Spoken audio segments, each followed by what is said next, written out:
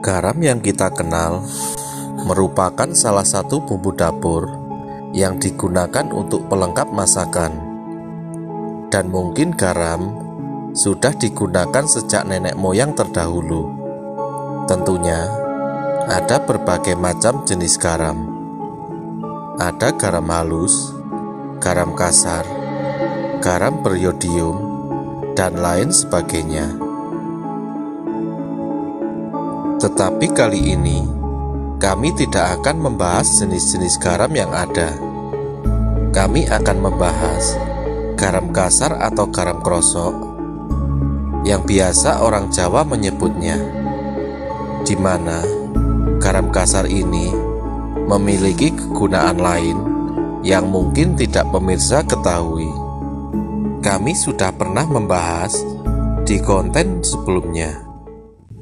Di daerah Jawa, garam kasar memberi kesan kuno dan tidak semua warung atau toko kelontong menyediakannya.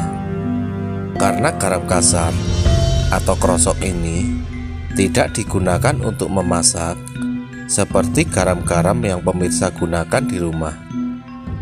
Garam merupakan senyawa ikatan ionik yang mengandung dua gugus ion bermuatan positif dan ion bermuatan negatif. Dalam arti sifat kimia, garam diproduksi ketika asam dan basa digabungkan bersama dalam proporsi yang sama. Proses di mana asam dan basa saling menetralkan membentuk garam dan air, dikenal sebagai netralisasi.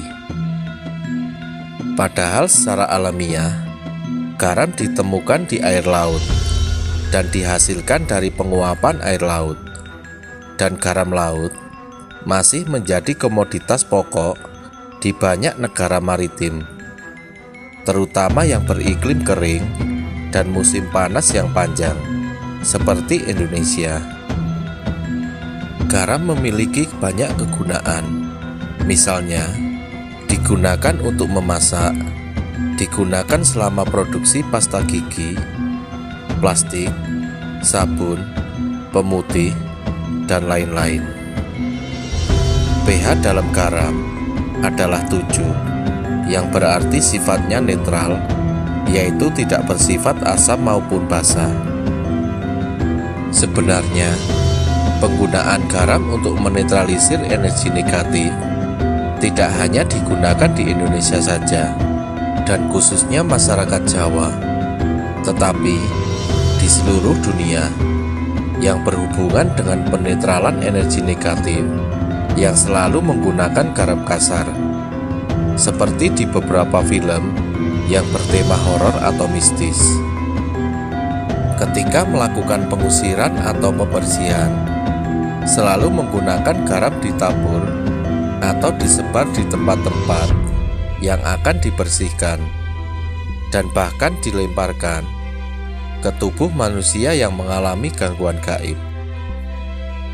Berbeda lagi dengan tata cara kepercayaan masyarakat Jawa. Garis besarnya sama. Garam, khususnya garam kasar, banyak dipakai untuk mengusir setan atau berhubungan dengan hal supranatural. Garam kasar memiliki manfaat untuk menangkal segala serangan gaib, termasuk dalam menangkal pelet, santet, guna-guna, teluh, ilmu hitam, jimat kesaktian, serta pakar rumah, dan juga untuk menetralisir tempat atau tubuh manusia yang terkena gangguan gaib. Bahkan di daerah tertentu, garam dicampurkan ke dalam air untuk memandikan jenazah tertentu. Menurut kepercayaan, campuran tersebut dimaksudkan untuk membuang jimat, kodam, ataupun ilmu-ilmu yang masih melekat pada jasad. Kami sendiri juga masih menggunakan garam kasar atau garam krosok untuk membantu orang-orang yang mendapat gangguan gaib. Biasanya kami pakai untuk berendam kaki apabila menyerang tubuh, untuk pagar rumah atau tempat usaha apabila yang diserang rumah tinggal atau tempat usaha dan dibawa ketika bepergian. Untuk penggunaannya pun tidak bisa sembarangan atau asal-asalan. Ada ijazahnya, atau dalam bahasa kami harus ada sambatan. Untuk siapa dan untuk apa garam ini digunakan harus pas dan sesuai. Dan untuk setiap kasus pun cara penggunaan dan sambatannya tentu berbeda-beda. Mengapa harus garam krosok yang digunakan? Kenapa tidak garam kotak atau garam halus dan garam-garam lainnya?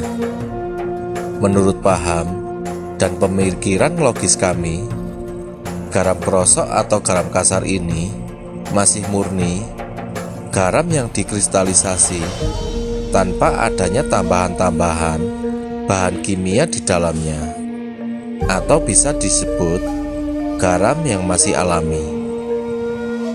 Dengan tidak adanya tambahan atau campuran dari bahan kimia, otomatis kandungan senyawa dari garam yang bersifat netralisasi bisa digunakan secara maksimal.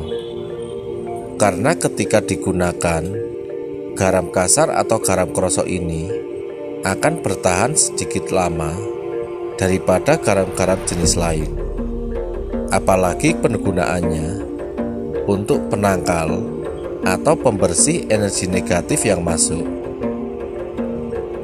Sesuai dengan yang sudah kami jelaskan tadi, di dalam garam terdapat kandungan yang bersifat netralisasi, sehingga alasan logis bisa ditemukan pada penggunaan garam yang bisa membantu menghilangkan pengaruh hal supranatural atau gaib. Mengapa demikian? Karena semua hal yang bersinggungan dengan hal supranatural atau gaib pasti berbentuk energi. Jadi kita harus melawannya dengan penetral alami. Jadi hingga sampai saat ini, garam kasar atau krosok masih digunakan praktisi-praktisi supranatural. Untuk penggunaannya, kami ingatkan sekali lagi bahwa garam ini akan bisa membantu menetralisir energi negatif apabila sambatan dan penggunaannya pas atau sesuai dengan permasalahan yang dihadapi. Untuk lebih yakin lagi, pemirsa bisa meminta tolong kepada praktisi supranatural yang memang menguasai alias bukan abal-abal.